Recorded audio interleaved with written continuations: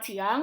Di pertemuan kali ini kita akan membahas mengenai farmakoterapi sistem endokrin. Dalam hal ini, secara spesifik kita akan membahas mengenai diabetes mellitus. Untuk mempermudahkan kita mempelajari mengenai diabetes mellitus, maka dalam hal ini kita bisa memakai konsensus atau kesepakatan dari Perkumpulan Endokrinologi Indonesia atau yang disingkat Perkeni, di mana konsensus ini sudah sangat lengkap dan berisikan tentang pengelolaan dan pencegahan diabetes mellitus tipe 2 di Indonesia. Jadi secara garis besar secara di internasional sebenarnya sudah ada guideline yang digunakan. Namanya adalah ADA, American Diabetes Association. Nah, di Indonesia sendiri dikenal dengan nama Perkini, dengan konsensusnya yang sudah seperti yang saya tampilkan di sini tahun 2015. Jadi kita untuk memudahkan kita mempelajari, maka kita menggunakan konsensus ini saja. Apa itu diabetes mellitus? Mungkin sudah tidak asing bagi kita sekalian untuk mengenal tentang diabetes mellitus. Saya akan jelaskan bahwa diabetes mellitus itu adalah sekelompok berarti kalau sekelompok itu lebih dari satu. Sekelompok gangguan metabolik kronik yang ditandai oleh hiperglikemia yang berhubungan dengan abnormalitas metabolisme karbohidrat, lemak, dan protein. Jadi kita pahami dulu bahwa pada dasarnya diabetes itu adalah kelompok gangguan metabolik yang sifatnya adalah kronik. Tandanya apa itu diabetes mellitus adalah terjadinya hiperglikemia atau peningkatan gula darah atau glukosa darah. Kenapa? Karena adanya defek atau kerusakan sekresi insulin, sensitivitas insulin, atau masalah dari keduanya, defek dan sensitivitas ini yang mengakibatkan komplikasi kronis baik itu mikrovaskular, makrovaskular, dan neuropati. Jadi secara umum kita bisa memahami secara singkat bahwa diabetes ini sebenarnya adalah gangguan metabolik. Penyebabnya adalah defek sekresi insulin dan sensitivitas insulin yang mempengaruhi yang mengakibatkan komplikasi kronis. Berdasarkan konsensus tersebut, Anda bisa mempelajari bahwa ada 8 organ yang sebenarnya berperan dalam patogenesis hiperglikemia pada DM tipe 2. Ada mulai dari peningkatan lipolisis, peningkatan reabsorpsi glukosa, disfungsi neurotransmitter, penurunan ambilan glukosa, peningkatan produksi glukosa hepar, penurunan efek inkretin, peningkatan sekresi glukagon, dan penurunan sekresi insulin. Nah, kita akan bahas satu-satu ya, bagaimana 8 organ ini berperan dalam patogenesis hiperglikemia. Pertama adalah kegagalan sel beta pankreas. Ini merupakan sudah sesuatu yang tidak asing ya, kegagalan dari sel beta pankreas. Jadi kita bisa di sini sel beta ini terdapat di dalam pankreas. Fungsinya adalah dia menghasilkan insulin yang berfungsi untuk menurunkan gula darah. Pada keadaan sekresi insulin ini menurun, tentu mengakibatkan terjadi peningkatan glukosa darah. Untuk pasien-pasien yang sudah semakin tua, usianya semakin lanjut, tentu fungsi dari sel beta ini akan menurun, sehingga wajar saja ketika seorang pasien dengan usia lanjut mengalami gula darah, mengalami diabetes mellitus, hal itu disebabkan bahwa sel betanya ini bisa saja mengalami penurunan fungsi, sehingga sekresi insulinnya ini mengalami penurunan. Insulin yang berfungsi untuk menurunkan gula darah ini akhirnya tidak berfungsi dengan optimal, akibatnya adalah peningkatan gula darah. Nah, pada saat ketika diagnosis DM tipe 2 ini ditegakkan, berarti fungsi sel beta pankreas itu sebenarnya sudah sangat berkurang. Yang berikutnya adalah liver ya. Jadi di liver ini sama masih tempatnya adalah liver, maksud saya di sini peningkatan produksi glukosa hepar. Jadi pada penderita DM tipe 2 itu terjadi resistensi insulin yang berat.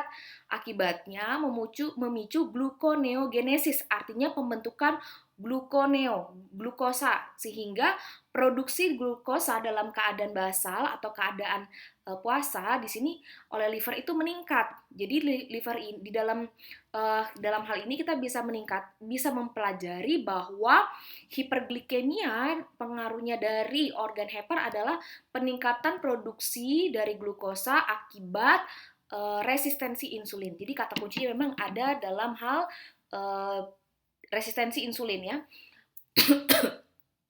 Berikutnya adalah otot. Nah, pada DM tipe 2 ini didapatkan gangguan kerja insulin yang multiple di intramyoselular akibat gangguan fosforilisasi tirosin sehingga timbul gangguan transport glukosa dalam sel otot. Jadi penyebabnya kalau di otot itu adalah transport glukosa dalam sel otot. Jadi otot ini contohnya yang ini. Jadi glukosa ini kan seharusnya diserap ya, tapi di sini terjadi penurunan ambilan, berarti nggak diambil ya. Jadi glukosanya ngapain? Numpuk ya, numpuk. Gangguan transfer glukosa ke sel dalam sel otot itu tidak terjadi. Terus terjadi penurunan sintesis glikogen dan penurunan oksidasi glukosa. Jadi dalam hal ini glukosa itu tidak bisa masuk ke dalam sel otot, tertumpuk ataupun bisa terjadi tadi bilang gangguan kinerja insulin yang multiple di intramyoselular. Organ keempat yang berpengaruh pada patogenis dari diabetes mellitus adalah sel lemak. Jadi sel lemak yang resisten terhadap efek antilipolisis dari insulin menyebabkan peningkatan proses lipolisis dan kadar asam lemak bebas dalam plasma. Nah, jadi dari sini sebenarnya kan insulin itu juga memiliki efek antilipolisis ya. Antilipolisis itu berarti anti memecah lemak. Jadi kalau lemaknya tidak dipecah, tentu gulanya kan tidak terbentuk. Tapi dalam hal ini ketika sel lemak itu sudah resisten, maka proses lipolisis ini tentu akan meningkat. Nah, kalau proses lipolisis, hancurnya lemak ini meningkat, maka tentu gula darah pun akan juga meningkat gitu ya. Nah, ini akan meningkatkan kadar gula dalam darah. Usus juga berperan. Nah, kita tahu bahwa glukosa yang ditelan memicu respon insulin jauh lebih besar dibanding kalau diberikan secara intravena.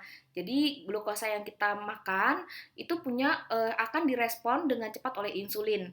Nah, efek yang dikenal sebagai efek incretin ini diperankan oleh dua hormon, yaitu GLP-1, glucagon-like polypeptide 1, dan GIP, glukosa dependent insulinotropic polypeptide, atau yang dikenal gastric inhibitory polypeptide. Nah, pada penderita DM tipe 2 ini didapatkan defisiensi dari GLP-1 dan resisten terhadap GIP-2 yang berfungsi untuk memicu respon insulin. Jadi sebenarnya insulinnya harus keluar, tapi insulinnya nggak keluar gitu ya. Jadi akibatnya adalah glukosa itu mengalami penumpukan. Terus sel alfa pankreas. Nah, tadi ada namanya sel beta yang kita sudah mempelajari di sini.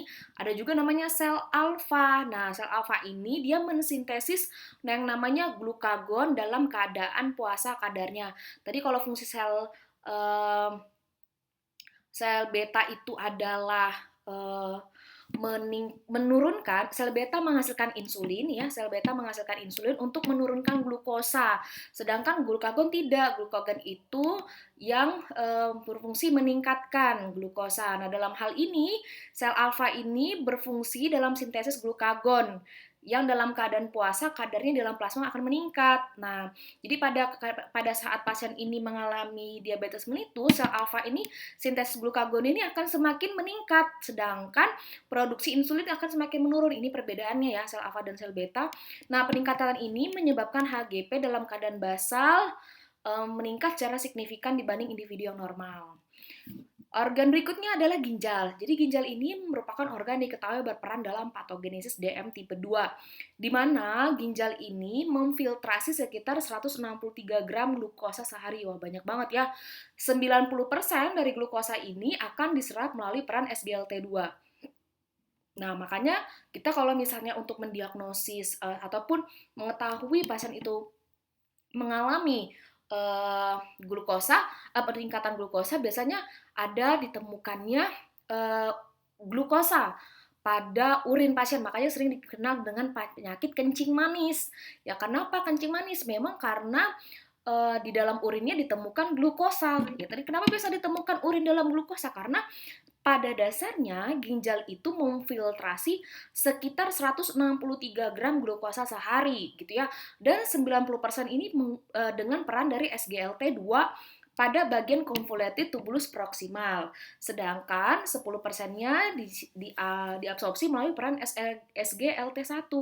Nah, dalam hal ini pada perintah DM terjadi peningkatan ekspresi gen SGLT2. Jadi seharusnya kan ini peran, tadi kita ulangi ya, SGLT2 ini kan fungsinya untuk menyerap kembali ya glukosa yang terfiltrasi. Akan diserap kembali gitu ya, 90% dari glukosa terfiltrasi ini akan diserap kembali.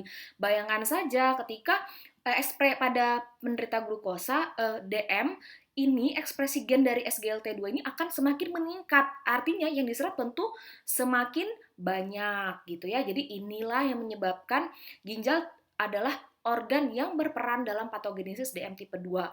Yang berikutnya adalah otak. Jadi otak itu juga berperan dalam hal apa ya? Nah, insulin ini kan merupakan penekan nafsu makan ya, penekan nafsu makan. Pada individu obes yang baik DM maupun DM didapatkan hiperinsulinemia yang merupakan mekanisme kompensasi dari resisten insulin. Artinya di sini otak itu sudah terbiasa gitu ya, melihat ataupun merasakan keadaan di mana hiperinsulin, jadi kelebihan insulin ya sebagai bentuk mekanisme dari resistensi insulin. Dalam hal ini kita membagi diabetes mellitus itu menjadi beberapa macam.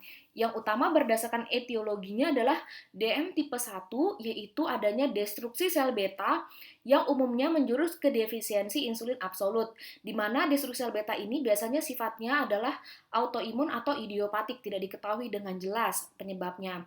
Nah, tipe 2 ini bervariasi ya, mulai yang dominan dari masalah resistensi insulin hingga defisiensi insulin relatif sampai yang dominan. Defek sekresi disertai resistensi insulin.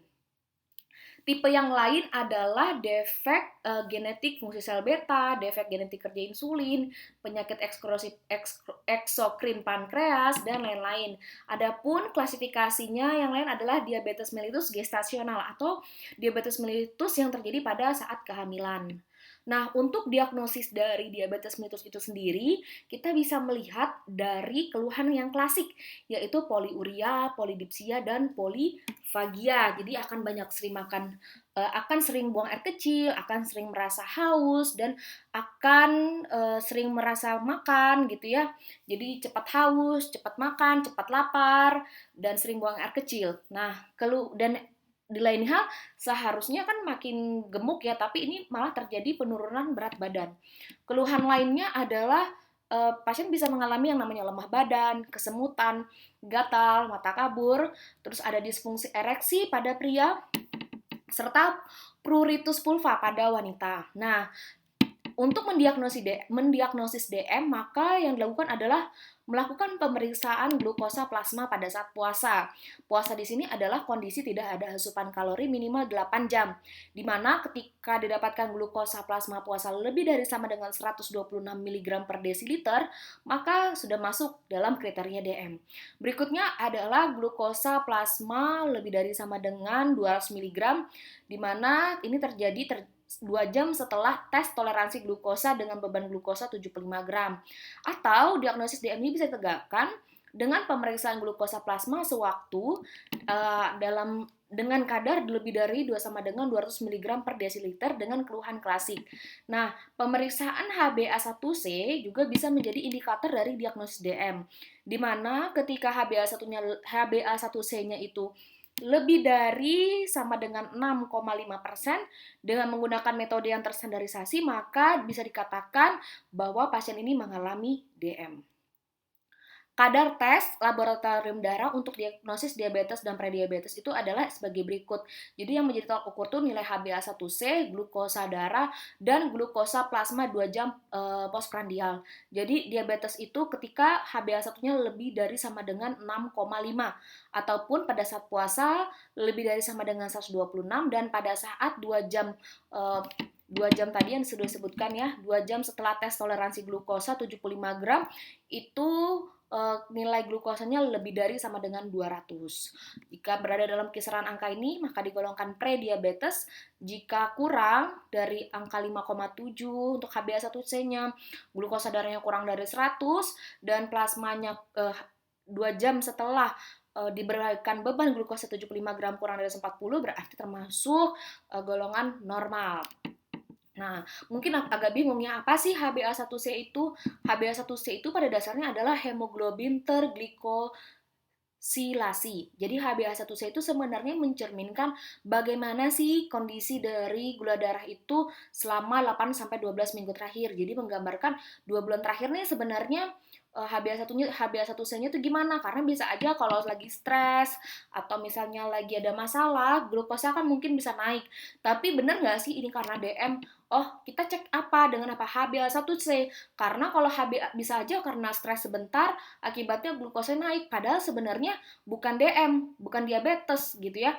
Jadi untuk mengecek bahwa memang pasien ini sudah diabetes adalah menggunakan HbA1c. Karena HbA1c ini menggambarkan bagaimana sih keadaan gula darah pasien ini dalam waktu 2 bulan terakhir. Nah, pemeriksaan anak lebih muda itu harus dipantau sebanyak 4-6 kali per tahun. Ini biasanya pada anak ini DM tipe 1.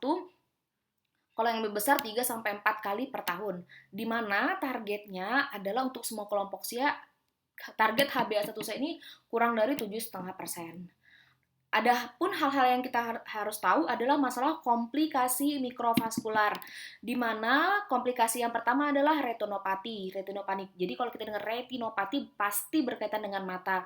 Jadi biasanya akan diperiksa mata pasien segera dalam 3 bulan setelah diagnosis untuk mendeteksi ada nggak katarak atau gangguan refraksi yang membutuhkan koreksi kacamata. Jadi pemeriksaan retina ini dimulai sejak usia 11 tahun dan 2 tahun setelah terdiagnosis. Nah, dipantau setiap tahun. Nah, ada juga nefropati. Ini komplikasinya itu masih yang mikrovaskular, artinya pembuluh darah yang kecil ya. Nefropati. Jadi, ini terkait dengan bagaimana keadaan ginjal setelah mengalami diagnosis diabetes mellitus. Jadi, perlu dilakukan pemeriksaan mikroalbuminuria yang dimulai sejak usia 11 tahun dan 2 tahun setelah terdiagnosis. Jadi sejak usia 11 tahun ini perlu dipelajari. Kalau misalnya ini pada anak ya, perlu 2 atau 3 sampel urin yang membutuhkan mikroalbuminuria yang didefinisikan sebagai di mana ditemukannya perbandingan antara albumin dengan keratin itu adalah 2,5 per sampai 25 mg per milimol. Nah, ini apalagi kalau ditemukan adanya konsentrasi albumin 30 sampai 300 mg per liter.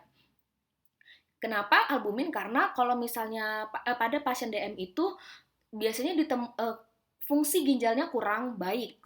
Akibatnya akan terjadi loss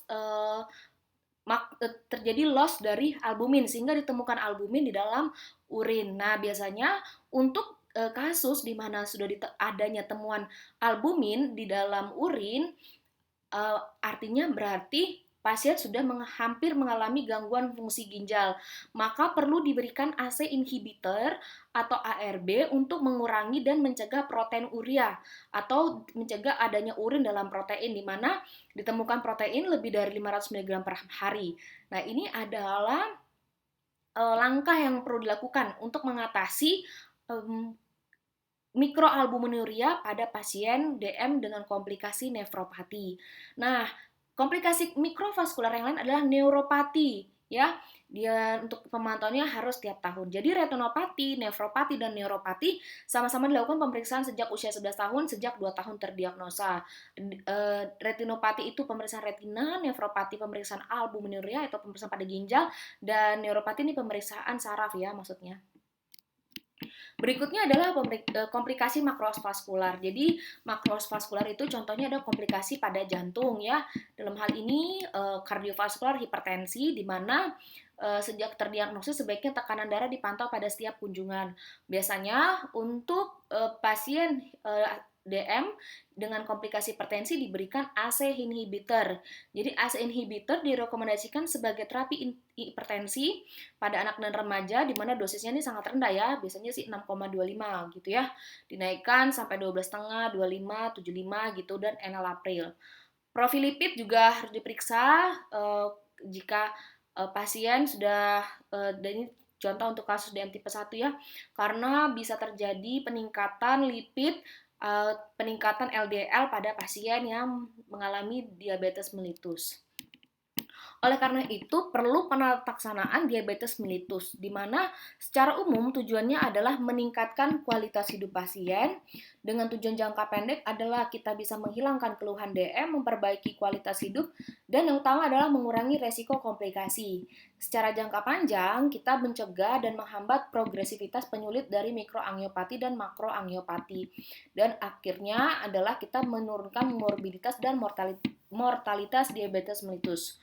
Untuk mencapai tujuan tersebut perlu dilakukan pengendalian glukosa darah, tekanan darah, berat badan, profil lipid melalui pengelolaan pasien secara komprehensif.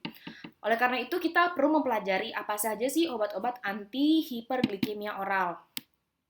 Ada yang namanya golongan obat sulfonylurea. Jadi obat ini bekerja dengan meningkatkan sekresi insulin. Seperti yang saya sudah bahas tadi dalam hal patogenesisnya, bahwa pada pasien DM itu insulinnya itu sekresi insulin dari sel beta pankreas itu sudah mulai menurun, maka perlu ditingkatkan dengan obat sulfonylurea, di mana efek sampingnya utama adalah berat badannya naik. Namun penurunan HbA1c pada golongan sulfonylurea ini cukuplah tinggi. Glinit itu sama fungsinya, dan perbedaannya adalah penurunan HbA1c-nya itu tidaklah besar. Untuk metformin, dia bekerja dengan menekan produksi glukosa hati. Kita tahu tadi pada hepar itu terjadi peningkatan produksi glukosa. Maka pada metformin ini dia menekan supaya tidak ada produksi dari glukosa di hati, dan dia menambah sensitivitas terhadap insulin. Namun efek sampingnya adalah pasien mengalami dispepsia, diare, asidosis, laktat ya. Namun untuk penurunan HbA1c pada metformin cukup besar ya, 1-2%. Adapun golongan lain yaitu penghambat alfa glukosidase dengan menghambat absorpsi dari glukosa. Thiazolidinedion ini ada menambah sensitivitas terhadap insulin. Terus yang berikutnya adalah penghambat DPP4, di mana di sini meningkatkan sekresi insulin dan menghambat sekresi dari glukagon. Namun efek sampingnya adalah sebah dan muntah. Berikutnya adalah penghambat SGLT2, di mana menghambat penyerapan kembali glukosa di tubuh distal ginjal dengan efek samping yaitu dehidrasi, infeksi saluran kemih. Jadi dari sini kita bisa mempelajari bahwa dari semua macam golongan obat ini yang paling memberikan efek penurunan HbA1c adalah sulfonylurea dan metformin. Nah, di sini ada beberapa contoh. Jadi sulfonylurea itu terbagi lagi dalam 5 golongan generik. Dalam hal ini ada glibenclamid, glipizid, gliclazid, gliclazide, dan glimepirid. Nah, semua obat-obat sulfonylurea ini diberikan sebelum makan, di mana biasanya diberikan 1-2 kali per hari. Ya, jadi ini ada sangat macam jenis-jenis obatnya gitu ya, variasi kekuatannya pun berbeda-beda gitu ya. Jadi kita harus mengetahui jenis-jenisnya. Jadi ada glibenclamid, ini nama dagangnya juga sudah ada, glipizid, gliclazid, gliclazide, dan glimepirid. Ini biasanya depannya semua gli-gli ya. Ini golongan sulfonylurea.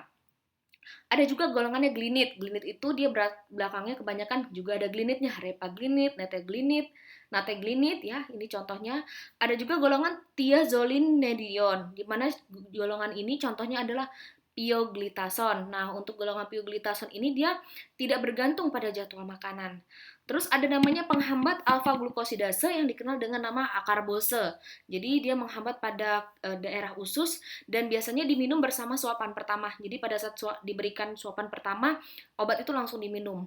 Berikutnya adalah biguanid. Biguanid ini adalah golongan dari golongan obat diabetes mellitus yang isi contohnya adalah metformin, di mana obat ini diberikan sesudah makan. Jadi kita bisa lihat bahwa salah satu-satunya obat yang diberikan sebelum makan adalah golongan sulfonylurea. Berikutnya adalah penghambat DPP4. Ini contohnya adalah vildagliptin, sitagliptin, saxagliptin, dan linagliptin. Ini obatnya tidak bergantung pada jadwal makan. Begitu juga dengan penghambat SGLT2. Ada juga obat yang memang dikombinasi secara tetap. Ini ada contoh-contohnya. Contohnya misalnya glibenclamid yang tadi golongan sulfonylurea dan metformin, ini namanya glucovans gitu ya. Sudah ada kombinasinya. Biasanya semua obat ini dikombinasi dengan metformin. Kenapa? Karena tadi kita sudah lihat bahwa metformin ini dia memiliki bisa menurunkan HbA1c dengan persentase 1-2% gitu ya. Dan di mana di sini biasanya obat itu diminum bersama atau sesudah makan. Nah, berikutnya kita akan mempelajari tentang obat yang diberikan secara intravena. Kalau tadi itu kan intravena, maksud saya parenteral. Kalau tadi kan kita sudah mempelajari obat-obat yang diberikan secara oral. Nah, ada juga insulin. Jadi sekresi insulin yang secara umum yang ada di dalam tubuh kita ini kan terdiri dari dua ya. Pertama sekresi basal dan yang kedua adalah sekresi prandial. Jadi terapi insulin yang diberikan dari luar yang eksogen itu sebenarnya dibuat untuk menyerupai pola sekresi insulin yang fisiologis. Di mana kita tahu bahwa pada pasien dengan DM ini kan terjadi penurunan sekresi dari insulin. Nah, defisiensi insulin ini bisa terjadi dalam keadaan basal atau puasa, misalnya basal itu artinya puasa atau sebelum makan, dan juga insulin prandial atau yang bisa dikenal dengan sesudah makan.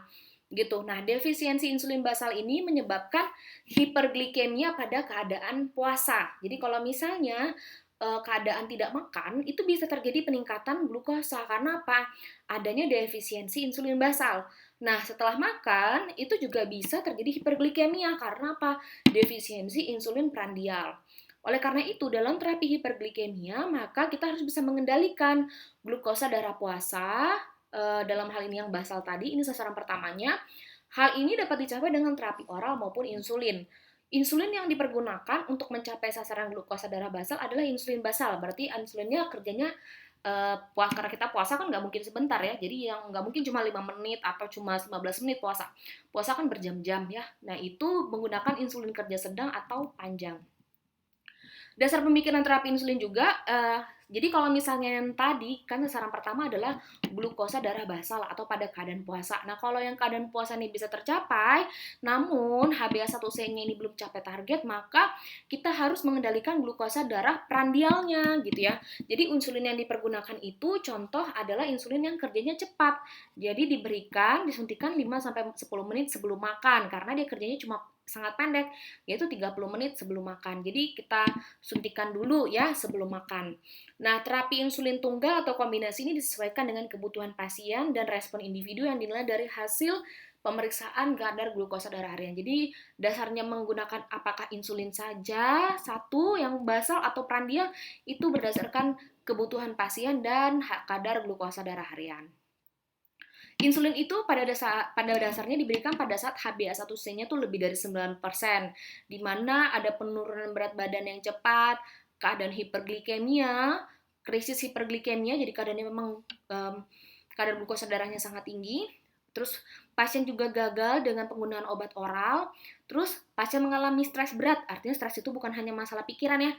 Kalau pasien mengalami infeksi, operasi besar, infark miokard akut, dan stroke, wajib pakai insulin. Jadi nggak bisa lagi yang namanya obat hipoglikemik oral.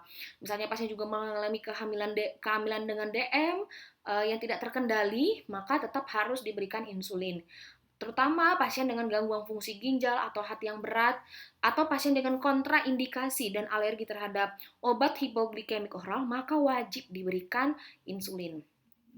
Nah, sebagaimana yang sudah disebutkan tadi bahwa insulin itu ada kerjanya cepat, kerjanya pendek, kerja menengah, dan kerjanya panjang.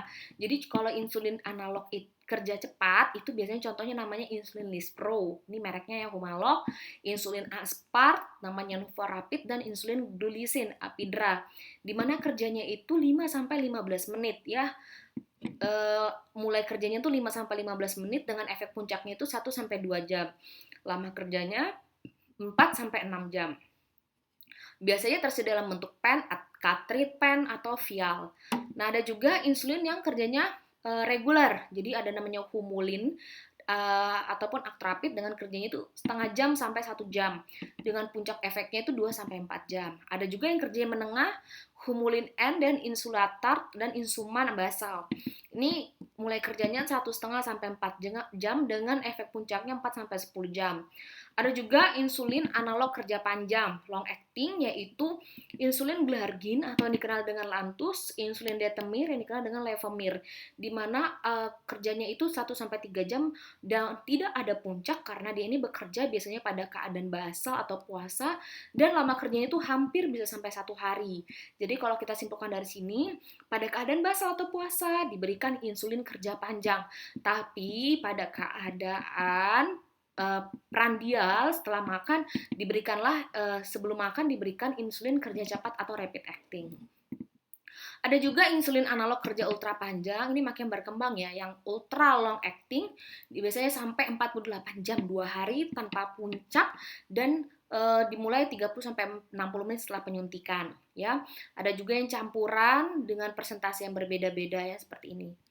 Nah, untuk tempat penyuntikan insulin itu, karena dia penyuntikannya adalah secara subkutan, maka ada tempat-tempat yang memang dia banyak lemak, tempat-tempat dalam tubuh kita yang mengandung banyak lemak, di tempat disitulah obat itu diinjeksi untuk meningkatkan penyerapannya. Ada di lengan atas, ada di perut, ada di pantat, ataupun di paha bagian luar. Jadi ini adalah tempat-tempat penyuntikan dari insulin. Untuk algoritma pengelolaan diabetes mellitus itu sendiri sesuai dengan konsensus Perkeni tahun 2015 bahwa langkah pertama pada pasien diabetes itu yang harus dilakukan adalah modifikasi gaya hidup sehat. Nah, dengan targetnya HbA1c-nya itu kurang dari 7,5%. Nah, dalam 3 bulan itu dievaluasi apakah HbA1c-nya itu masih lebih dari 7% atau belum. Kalau masih lebih dari 7%, maka harus dimulai dengan sebuah monoterapi. Jadi bisa metformin atau golongan-golongan yang di bawah ini.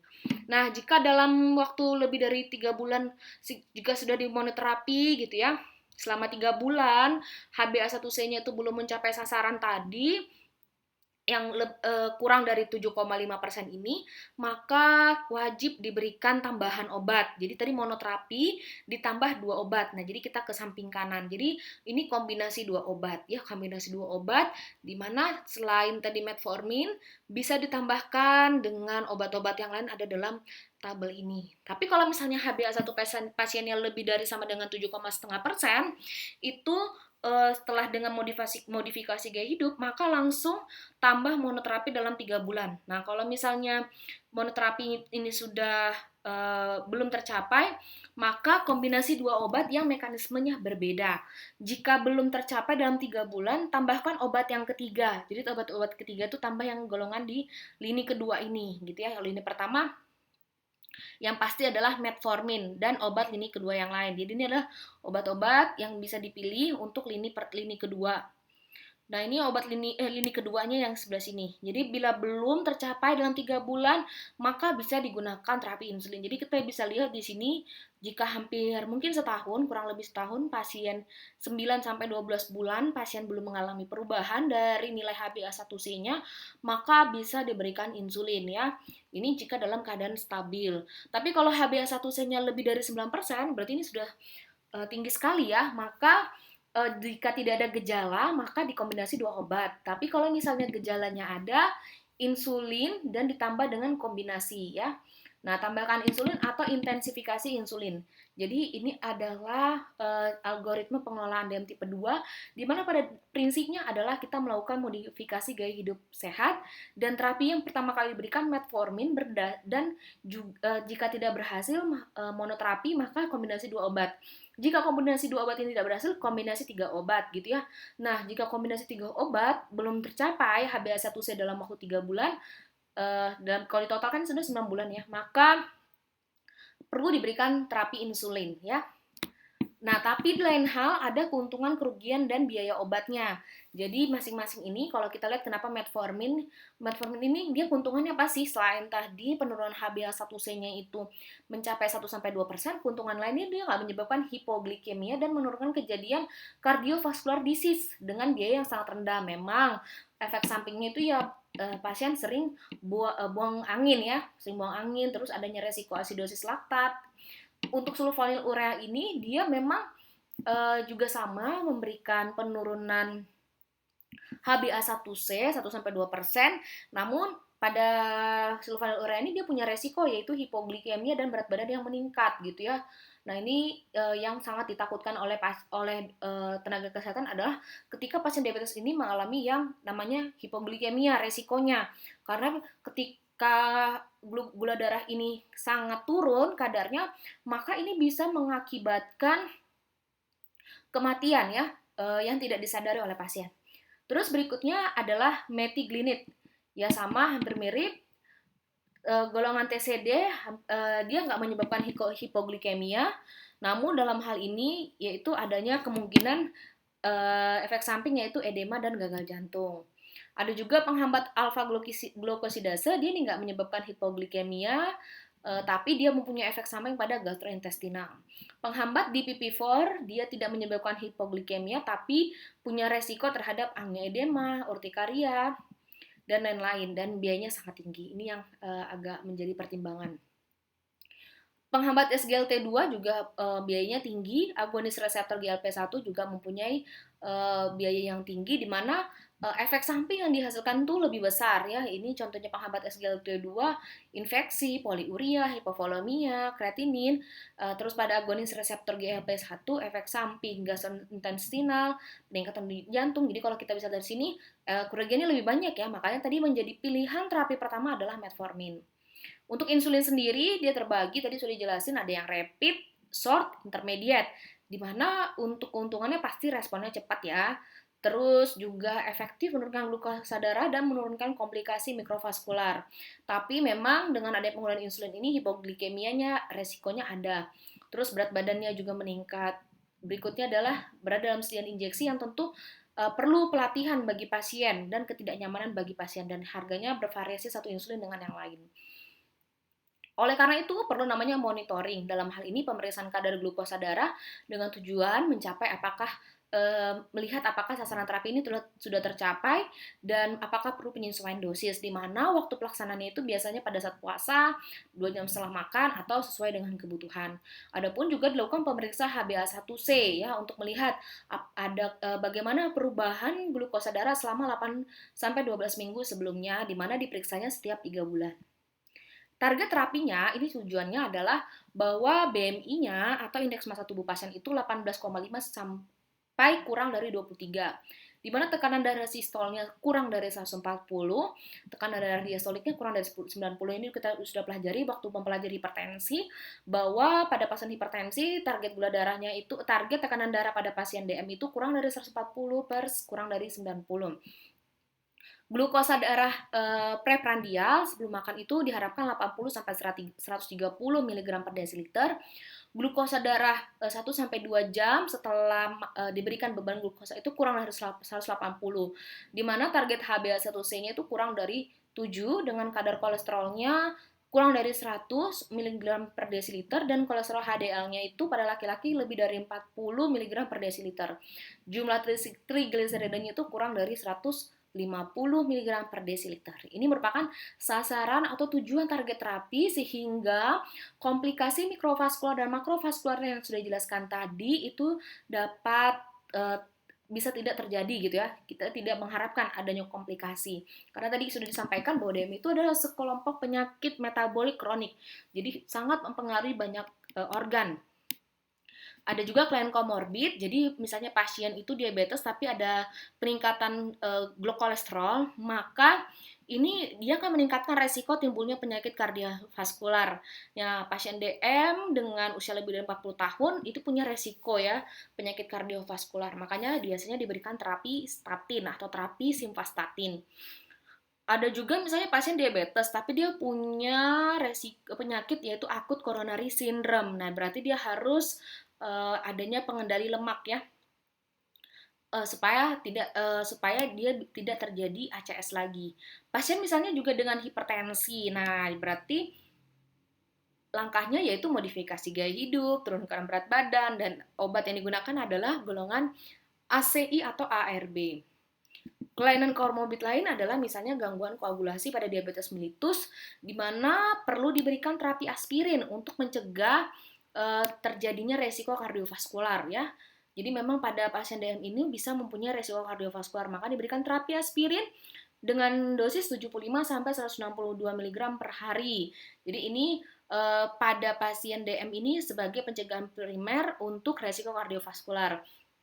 Tapi pada pasien yang sudah pernah mendapatkan penyakit kardiovaskular ini merupakan pencegahan sekunder. Jadi ini pentingnya untuk mendapatkan aspirin.